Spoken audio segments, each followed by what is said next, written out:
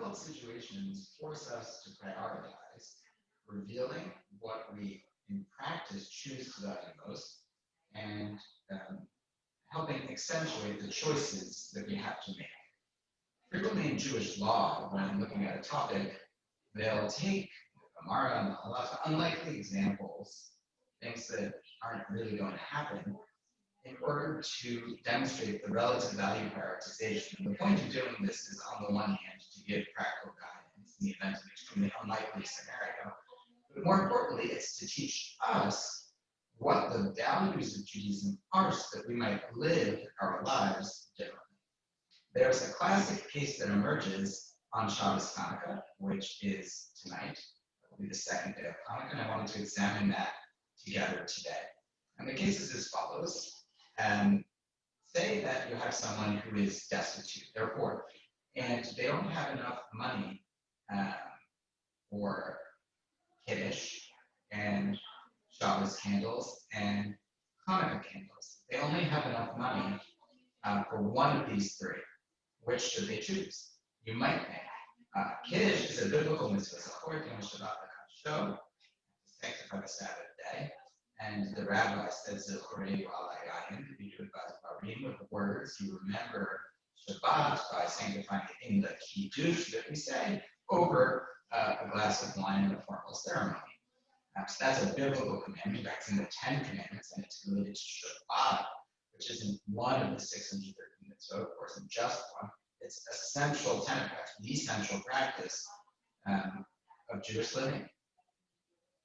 And then there's Shabbos candles, a weekly practice, a common practice, or a rabbinic practice, but nevertheless one that we decided to make a bracha on, Chanukah, we treat it like a commandment, and it's related to this biblical institution of Shabbat.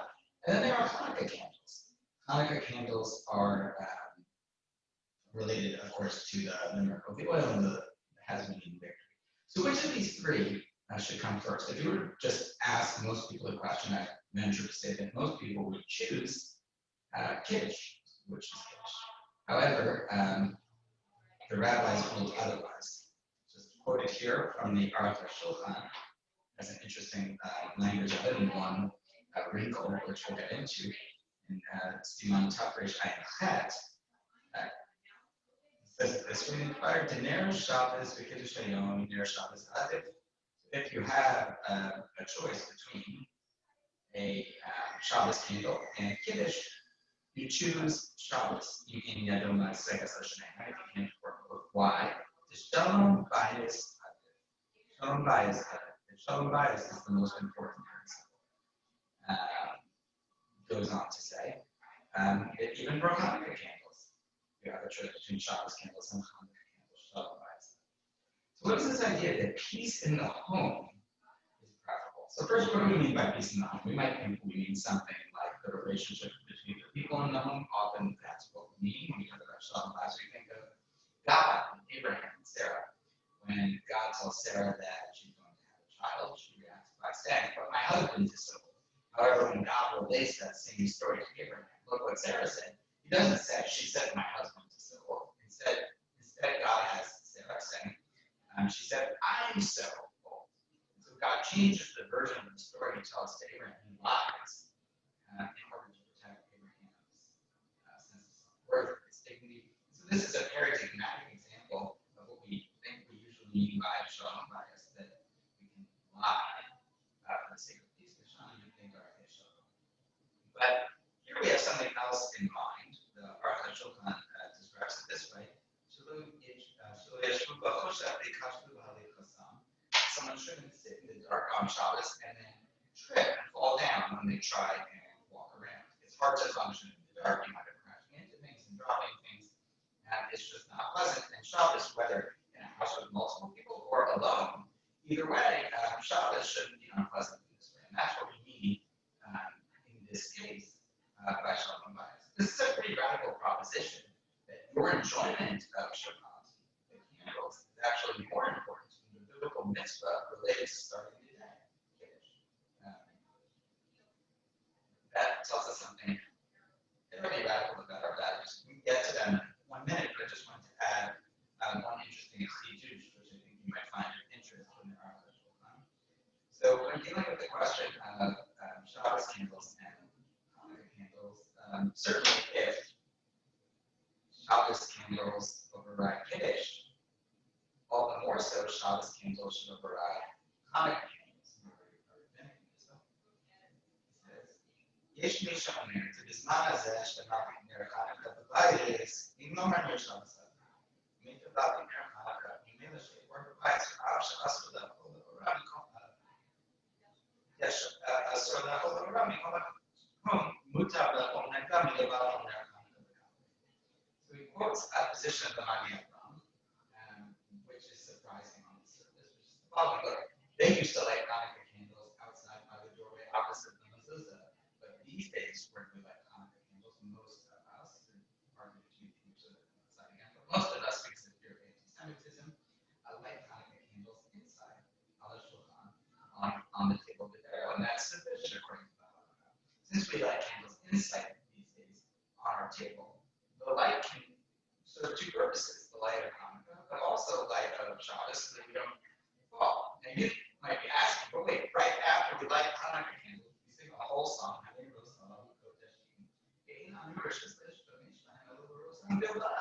We don't have permission to use this light. It's holy light from the temple. And so, when do you mean I can use the light to not fall, to eat my Shabbos meal, etc.? We sing a whole song, you're not allowed to use the light. The Magen says, no, look, it's true, you're not allowed to use the light, but what's better?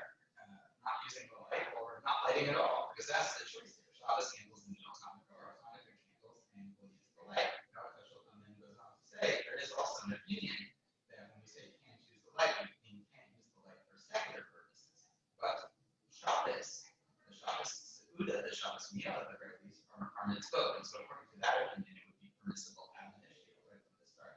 Since there are these opinions, he suggests that that's what you should do if you really don't have enough. For both is the light. And we call that Shabbos too, even though we can't use the light normally. Either we use it and violate that principle, or we rely on the opinion that we can use it for mitzvah purposes. Now, in reality, of course, if there were anyone in our community that couldn't afford the minor expense of Shabbos candles and Hanukkah candles and wine for Kiddush all at once, we would be obligated to help that person. That person would be so destitute that they would rely on our support generally. And it would be a crime to allow someone like that to live in this way. It's hard to imagine that there was ever a time where there were really people that had to make the choice: Shabbos candles or Hanukkah candles, especially if you only need one light for each. We're talking someone that doesn't have enough for two candles. But the whole point of all these teachings is to prioritize values for us in the Jewish hierarchy. So what does this tell us? It tells us something more than just Shalom bias is more important than these things. Because when we think about it, it's a radical reorientation of how we understand religion generally. Generally, when I understand religion to be about our obligations to serve God. And that's true. But here we're learning that actually, from the perspective of God or the religion, it is to serve us. Actually, the most important thing is that Shabbos works for us. If we would accept Shabbos, as it were, say Kiddush over wine, but not enjoy Shabbos, not have oneg, not have the peace of Shabbos, and just have a technical observance of it without the enjoyment that comes with it. Not only wouldn't it last, that wouldn't be correct in the Halacha. More important even here to enjoy the Shabbos than to fulfill the Kiddush of taking it in. And this relates generally to how we do religion. A lot of times we do religion as a museum piece. This is what they used to do, and we're going to do this ancient, meaningless ritual, which is distant from your life, perhaps in a foreign language, but you gotta do it. And that relates to a kind of attitude about religion that A, has other people that do it for you by proxy, clergy, cantors, professional Jews, whatever it is. But it also contributes to a ritual which is only natural or only exotic. Now, there is something important about the kind of magic and the humility and the mystery of religious practice. But that only works if we also have real meaning in our lives. The rituals are integrated. actually a hula, for example, which is clearly about gratitude for the harvest and the rain which grew the four species from all over Israel, are we feeling both praise and bakasha, request, begging for our material well-being, or are we just doing a full ritual? It's not really about timing how mitzvah, are there reasons for the mitzvah or not. It's something more than that. Do we feel in our essence of the ritual? The essence of the ritual can change from time to time from different generations and contexts. And understand it. That's one of the beauties of Judaism is that mitzvot take on very different meanings at different times and different places. Depending on who's doing it. Do they have any meaning to us other than their history or commandedness? And I want to suggest that this halakha tells us we must. Shabbos is about resting. We have to experience rest with peace in order to do any kind of sanctification. Otherwise, our kiddush would be rote, be a lie, would be hypocrisy. So here, when lighting the Hanukkah candles, there's really a call. This is kind of rabbinic, to cultivate light, to cultivate meaning, and the prioritization of these things. Shabbat candles too. When we light these things, are we really sensing what the rituals are doing for us? Or are we too rushed? Are we too hurried? So this is kind of the blessing going into Shabbos. Perhaps the biggest obstacle to experiencing ritual in our lives is the rush. We're all too busy, and I'm not here to change that. But the Piaseczny Rebbe said best, the most important spiritual advice that would give was to abandon, to abolish, to banish the mehirah, the rush. Ma'od. Say, more important than Rabbi Nachman's teaching about a narrow bridge is the Piaseczny's teaching about getting rid of the rush. If we want to really do mitzvot and do them well, we must stop the rush. We must banish the rush. So this Shabbos really does present us with a time, and we're not even in shul, unfortunately, we're in this kind of pause that we're at. Even more so, there's not just a pause in Rhode Island, there's a pause for us. We can take time with our ritual, sit with it, let it sink in, and let it really transform us. Shabbat Shalom.